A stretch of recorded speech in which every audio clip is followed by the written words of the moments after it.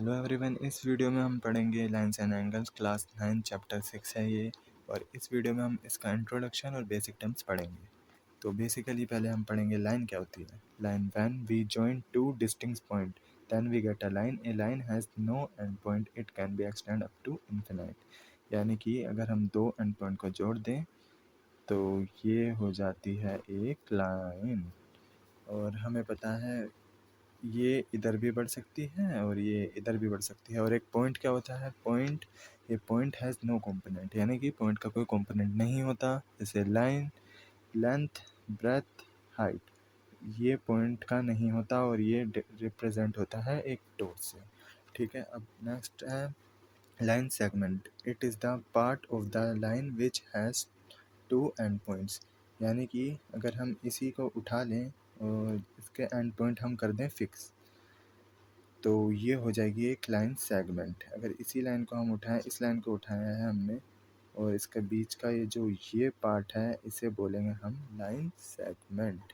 और फिर नेक्स्ट है रे। रे क्या होती है, रे is also a part of the line which has only one and point. यानी कि अगर हम इसी लाइन को उठा लें और इसका एक एंड पॉइंट हो गया है फिक्स और एक तरफ से ये इन्फिनाइट तक जा सकती है इधर से, और इधर से ये आगे नहीं बढ़ सकती क्योंकि ये फिक्स हो गया है, इसको बोलते हैं हम रे। अब नेक्स्ट पढ़ते हैं जो कि है कोलिनियर पॉइंट। कोलिनियर पॉइंट क्या होते हैं, point lie on the same line are called as collinear. यानी कि एक लाइन है, इस पे ये और ये पॉइंट लाई करते हैं तो ये पॉइंट हो जाएंगे हमारे कोलिनियर पॉइंट। और अब बात करते हैं नॉन कोलिनियर पॉइंट की। तो non collinear point, point that don't lie on the same line are called as non collinear point. यानी कि एक पॉइंट ये हो गया, एक पॉइंट ये हो गया और एक पॉइंट ये हो गया, एक लाइन में तो नहीं आ रहे हैं और ये एक लाइन पे लाई भी नहीं करते हैं, इसलिए इन्हें हम बोलेंगे नॉन कोलिनियर पॉइंट्स।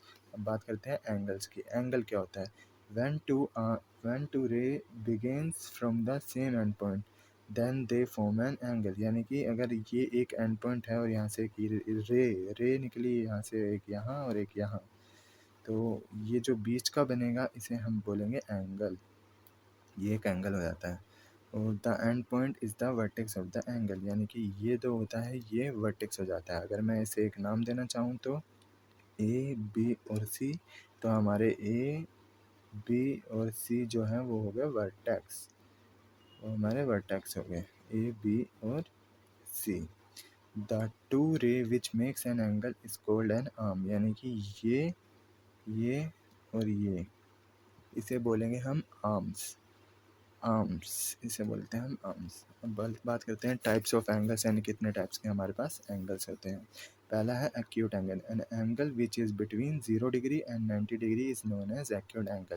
यानी कि 0 से 90 के बीच में जितने भी एंगल्स आएंगे उसे हम बोलेंगे एक्यूट एंगल। जैसे कि 45, 36, 75, ये जितने भी आ रहे हैं एक्यूट एंगल हैं क्योंकि ये 0 से 90 के बीच में लाई करते हैं। अब बात करते हैं obtuse angle. An angle which is between 90 degree and 180 degree is known as obtuse angle. यानी कि 120 डिग्री हो गया, 150 डिग्री हो गया, 175 डिग्री हो गया, जितने भी 90 से 180 के बीच में आते हैं एंगल उन्हें कहते हैं हम obtuse angle. Right angle. Right angle क्या होता है, an angle which is equal to 90 degree is known as right angle. यानी कि जो 90 डिग्री के बराबर होता है या जो 90 डिग्री बनाता है उसे हम बोलते हैं राइट एंगल। अब बात करते हैं रिफ्लेक्स एंगल की। An angle which is between 180 degree and 360 degree is known as reflex angle. जैसा कि आप सभी को पता होगा कि ये हमारा होता है क्वाड्रेंट। फर्स्ट क्वाड्रेंट होता है वो होता है 0 से 90 डिग्री के बीच का, और जो सेकंड क्वाड्रेंट होता है वो होता है 90 से 180 डिग्री के बीच का, और थर्ड क्वाड्रेंट होता है वो होता है 180 से 270 के बीच का, और फोर्थ क्वाड्रेंट होता है 270 से 360 डिग्री से बीच का।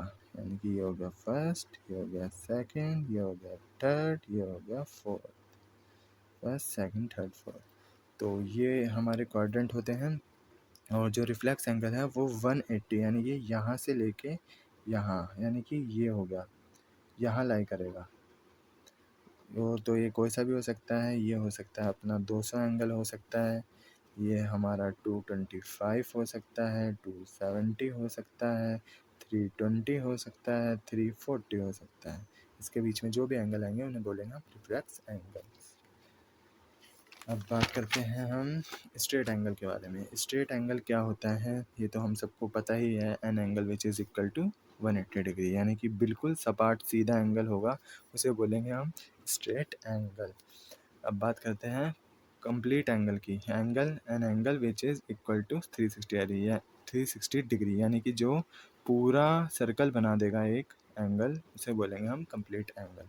जैसे कि यहाँ पे ये हो गया एक कंप्लीट एंगल। अब बात करते हैं कॉम्प्लीमेंट्री एंगल की। When the sum of two angles is 90 degree then it is known as complementary angle, यानी कि जब दो एंगल का सम 90 डिग्री हो जाएगा उसे बोलेंगे हम कॉम्प्लीमेंट्री एंगल। जैसे कि 50 + 40 = 90 डिग्री, 75 + 50 डिग्री = 90 डिग्री। तो ये हमारे हो गए कॉम्प्लीमेंट्री एंगल। अब बात करते हैं सप्लीमेंट्री एंगल क्या होते हैं। Supplementary angle are those angle when the sum of two angles is 180 degree, यानी कि अगर हम दो एंगल का सम लेंगे और उसका सम अगर 180 डिग्री आता है तो वो सप्लीमेंट्री होता है। जैसे कि 120 डिग्री + 60 डिग्री = 180, और 145 डिग्री + 35 डिग्री = 180 डिग्री। ऐसे जितने भी सम करके होते हैं वो होते हैं हमारे सप्लीमेंट्री एंगल, जो सम जिनका 180 डिग्री होता है। अब बात करते हैं हम एडजेसेंट एंगल की। एडजेसेंट एंगल क्या होते हैं। If two angles have the same vertices and their one of the arm is common these are called adjacent angle, यानी कि एक ये और एक एंगल ये हो गया, एक एंगल ये हो गया, ये एंगल 1 हो गया, ये एंगल 2 हो गया, और ये इनकी कॉमन साइड हो गई, कॉमन, और ये इनके हो गए आर्म। यानी कि if two angles have the same vertex, यानी कि इनका वर्टेक्स सेम ये है, and their one of the arm is common, ये इनकी कॉमन आर्म होगी, इस एंगल की और इस एंगल की, दोनों की आर्म ये कॉमन है, इस एंगल की और इस एंगल की दोनों की आर्म कॉमन है, तो and these are called adjacent angle. ठीक है, इन्हें बोलेंगे हम एडजेसेंट एंगल, जिनकी आर्म कॉमन होती है बीच की। अब बात करते हैं linear pair of angle. Linear pair of angle when two angles have the same vertices and one common arm, but the arm is not common or making a line, then these are called the linear pair of angle। यानी कि एक angle है जो कि ये है और एक एंगल बन गया ये, ठीक है, इसे नाम देते हैं ए, इसे देते हैं बी और इसे देते हैं सी। When two angles have the same vertex, यानी कि इनका वर्टेक्स सेम है ये वाला, and one common arm but the arm is not common, यानी कि ये वाली आर्म जो है इसमें कॉमन नहीं है। अगर इस वाले एंगल को देखें तो ये वाली आर्म हमारी कॉमन नहीं है, और इस वाले एंगल को देखें तो ये वाली आर्म हमारी कॉमन नहीं है, मेकिंग अ लाइन, और ये एक लाइन बना रहे हैं, then these are called the linear pair of angle. और लीनियर का मतलब होता है स्ट्रेट, जो कि स्ट्रेट लाइन बन रही है। इन एंगल्स को बोलेंगे हम, जैसे इसका नाम दे दिया एंगल ए और एंगल बी, तो इनका नाम ये हो गया हमारे लीनियर पेयर ऑफ एंगल। अब बात करते हैं वर्टिकली अपोजिट एंगल की। When two lines intersect each other, okay, two lines intersect each other at a point then the opposite angle are vertically opposite angle, यानी कि ये वाला एंगल और ये वाला एंगल इक्वल होगा, और ये वाला एंगल और ये वाला एंगल इक्वल होगा।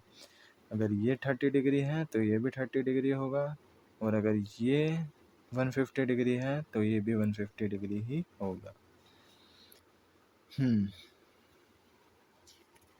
और अब बात करते हैं हम इंटरसेक्टिंग लाइन की। इंटरसेक्टिंग लाइन क्या होती है। The line which cross each other from a particular point called intersecting lines, यानी कि एक दो लाइन है आपस में कट होने के बाद, एक कॉमन पॉइंट पे कट हो रही है, और आपस में from a particular point is called an intersecting, और ये हो गया हमारे इंटरसेक्टिंग लाइन। इनको नाम दे देंगे हम ए, बी, सी और डी, ये ओ मान लेते हैं, तो ये हो गया हमारे इंटरसेक्टिंग लाइन। अब बात करते हैं नॉन इंटरसेक्टिंग और पैरेलल लाइंस की। The line which never cross each other at any point are called non intersecting और पैरेलल लाइन्स, यानी कि जो आपस में कभी नहीं मिलती। जैसे कि ये हो गई एक लाइन और ये मैं इसको कितना भी इधर बढ़ा लूँ, इधर बढ़ा लूँ, इधर बढ़ा लूँ, इधर बढ़ा लूँ, ये आगे जाके कभी भी नहीं मिलेंगी, आपस में पैरेलल है। और इनका बीच में भी अगर मैं ऐसे दो लाइन कर दूँ तो ये भी आपस में पैरेलल होंगी। अब बात करते हैं एनसीईआरटी की एक्सियोम 6.1 का। If a ray stand on a line then the sum of the two adjacent angles so formed is 180 degree, यानी कि अगर हमारे पास एक लाइन है और इस पे एक रे है, तो जो इसका हम x मान लेते हैं और इसको y, यानी कि x प्लस वाई जो होगा वो हमेशा 180 डिग्री होगा, ये एक्सियम 6.1 कहती है। अब बात करते हैं एक्सियम 6.2 की। If the sum of the two adjacent angle is 180 degree then the non common arm of the angle form a line, यानी कि अगर हमें पहले से ही बता दिया जाए कि जो हमारी एंगल का सम है वो 180 डिग्री है, यानी कि इसका और इसका हमें पहले से ही दे रखा है x plus y is equal to 180 degree. तो ये बोल रहे हैं द नॉन कॉमन आर्म, यानी कि इस वाले एंगल में ये वाली नॉन कॉमन आर्म है और इस वाले एंगल में ये वाली नॉन कॉमन आर्म है। तो जो नॉन कॉमन आर्म है वो एक लाइन बनाएगी जो कि बना रही है। तो एग्जाम 6.1 इतना ही कहती है। अब बात करते हैं थ्योरम 6.1 की। If two lines intersect each other than the vertically opposite are equal, अगर दो लाइन आपस में मिल जाती हैं तो इनका जो ये एंगल्स होते हैं, जैसे कि इस एंगल को मैं मान लूँगा एंगल ए और इसको मान लूँगा एंगल सी, इसको मान लिया एंगल बी और इसको मान लिया एंगल डी। तो यानी कि angle A is equal to angle C होगा और angle D is equal to angle B होगा थ्योरम 6.1 के हिसाब से। तो आज की वीडियो में इतना ही। Thanks for watching. अब नेक्स्ट वीडियो में हम कवर करेंगे एक्सरसाइज 6.1। Thanks for watching.